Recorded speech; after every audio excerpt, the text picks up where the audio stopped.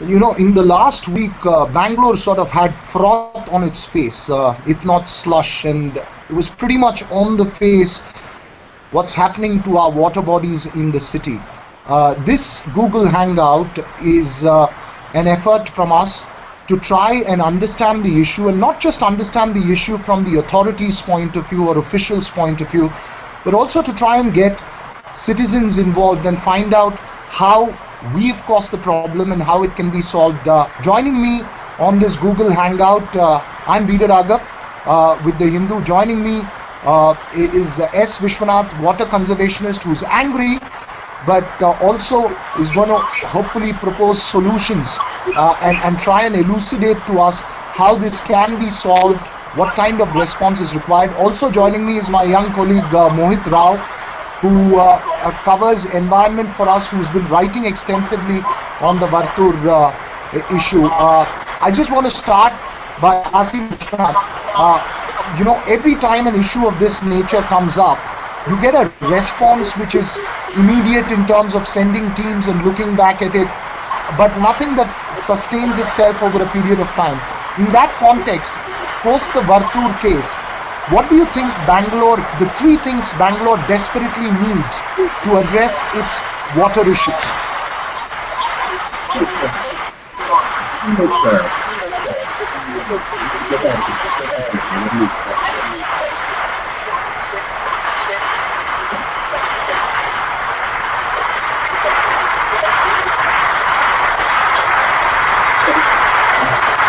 Vishwanath, if you can hear me?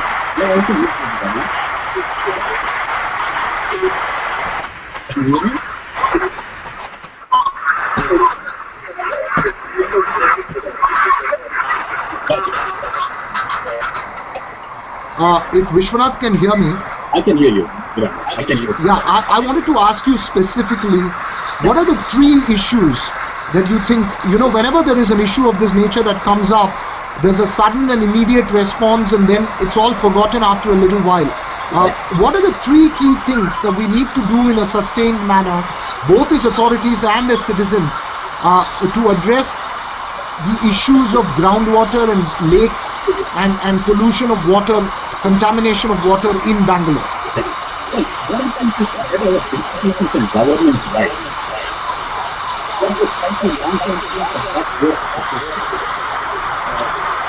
Because I think there is fragmented in Bangalore, and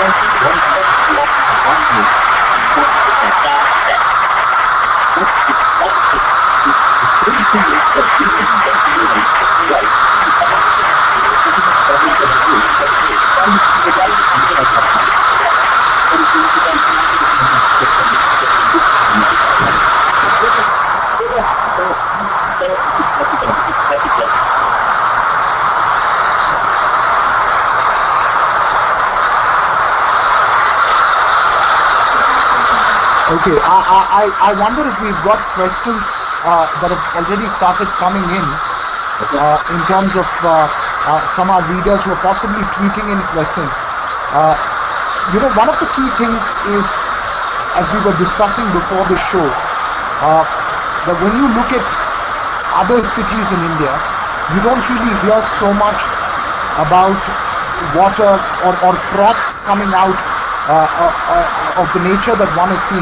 And you were pointing out that while Vartur Lake is one example which sort of happened in the heart of the city, there are several other places where this has gone on for ages, and it's something that needs urgent address. In that context, what makes Bangalore peculiar? Well, one thing is that unlike Delhi phenomenon or Bangalore does not have the ability to jump its name. It just with the technology and many places in power. Therefore, water sort of fulfills the community interest of farmers. That is very difficult. That makes Bangalore magical. Mohit, just wanted to get you into the conversation as well. In terms of what you've been seeing in terms of response from the authorities, we've carried a front page report today saying that the central team has come down there. But what's really happening? Do you really sense a genuine concern with authorities, or do they say that this is something that's going to pass?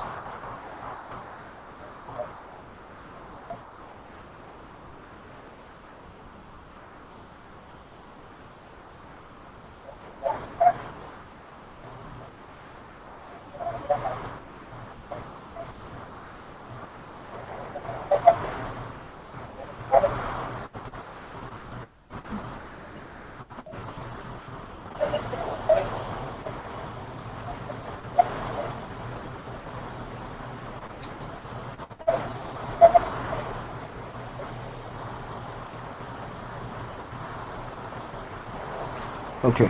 I think we're having some audio troubles with Mohit as well in terms of not able to hear him. I'm just going to ask you one of the questions that people have written in someone has posted on Twitter. The first question is that in terms of Vartur Lake, what would you like the citizens in the area surrounding Vartur Lake to do immediately in terms of taking up as an issue and identify a particular agenda for them which they could push then with the authorities? Vishwanath? Yeah, make sure that only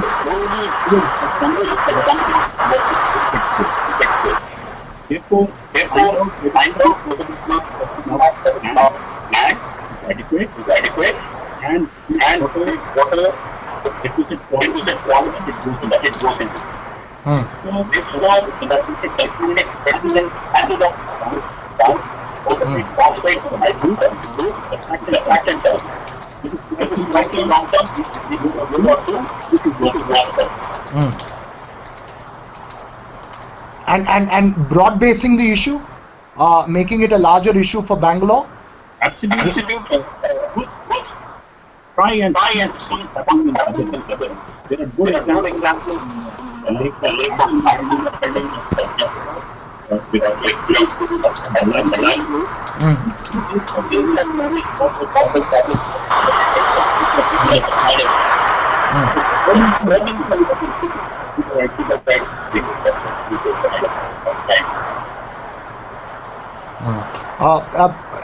identifying the larger issue of people's usage of detergents and the bringing in and the contamination of water through detergents.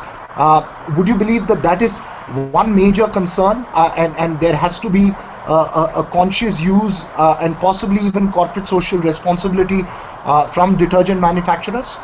Yes. Has to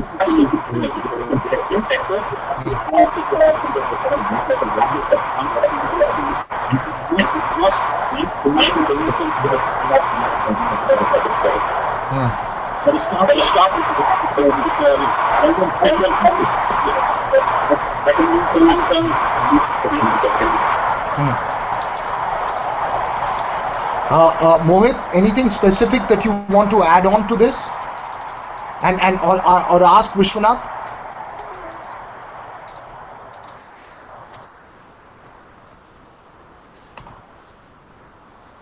Mohit Rao, do you want to add something on to what Vishwanath has said? Do you want to take the debate further in terms of trying to understand how we can replicate other models in possibly other cities, abroad to Bangalore?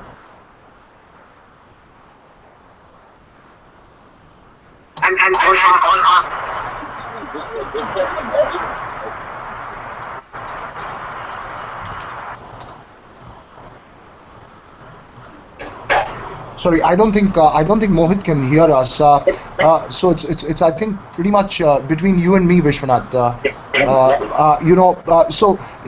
Give me an example of possibly something that's extraordinary that's happened in, let's say, a Western country when an issue of this nature comes up. What kind of examples do we have which we can possibly then adapt to the Indian condition, to Bangalore's condition, and follow it further? Yeah,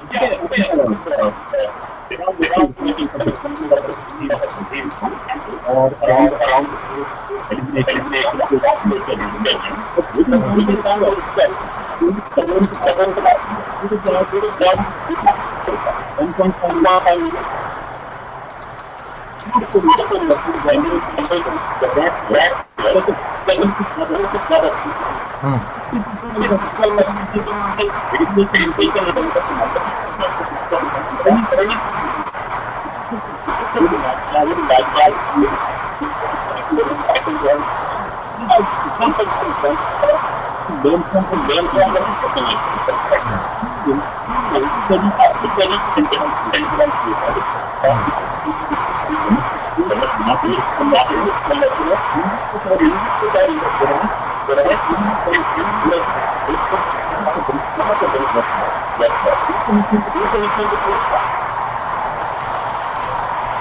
Okay, but one more Twitter question that comes in, which has been posted on our Twitter account, is who would you blame more for it? Would you believe that the city has mindlessly expanded and there is a larger planning issue here, or would you believe that there are specific issues that BWSSB needs to address? Which agency would you hold responsible for it? For this? Responsibility in Bangalore, here. And it's a regulator,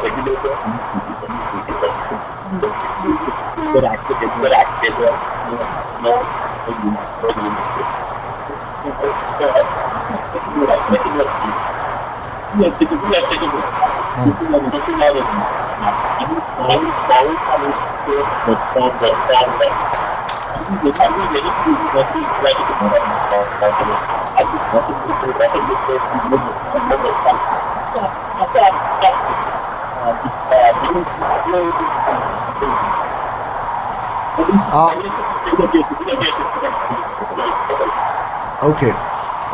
Another question that comes in, one of the suggestions is, should we put STPs as a necessity for building complexes? When large complexes are built in the heart of the city next to a lake, is a sewage treatment plant, must it be made mandatory? It already is mandatory in Bangalore. If you have more than 50 apartments, then you must have a sewage treatment plant as a consent for permission for building it from the Pollution Control Board.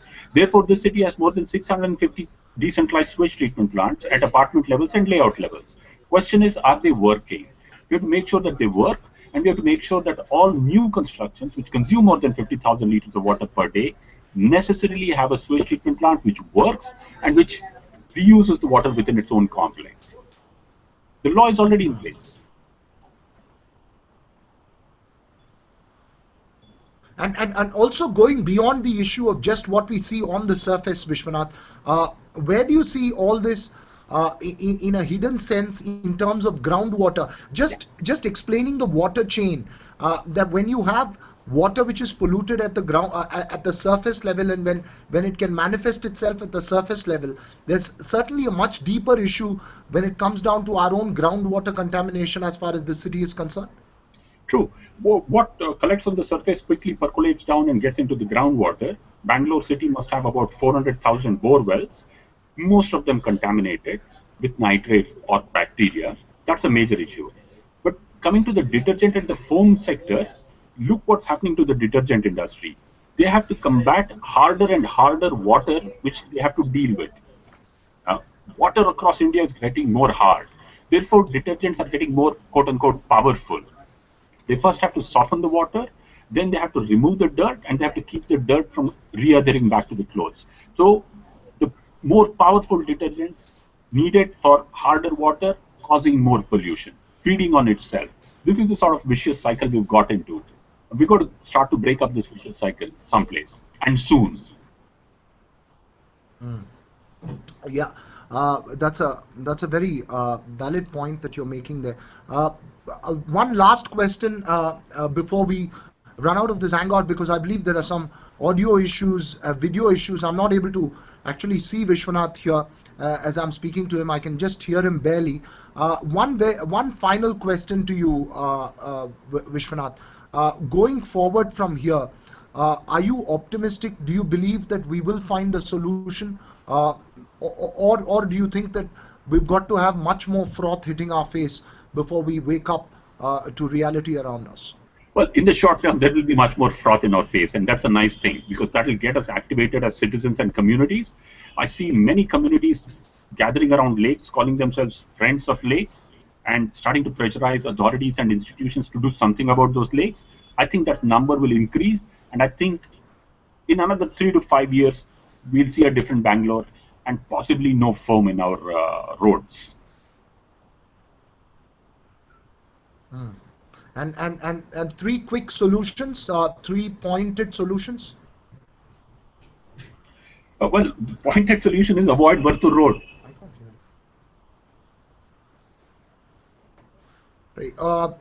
Okay, thanks very much for joining us.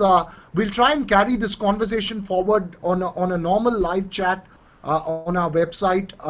We'll try and address this issue consistently, and we'll keep our focus on the froth, and hopefully ensure we'll all together ensure that we don't have more froth that comes out of our lakes and we just have clean water. Thanks very much, Vishwanath, for joining us. Thank you.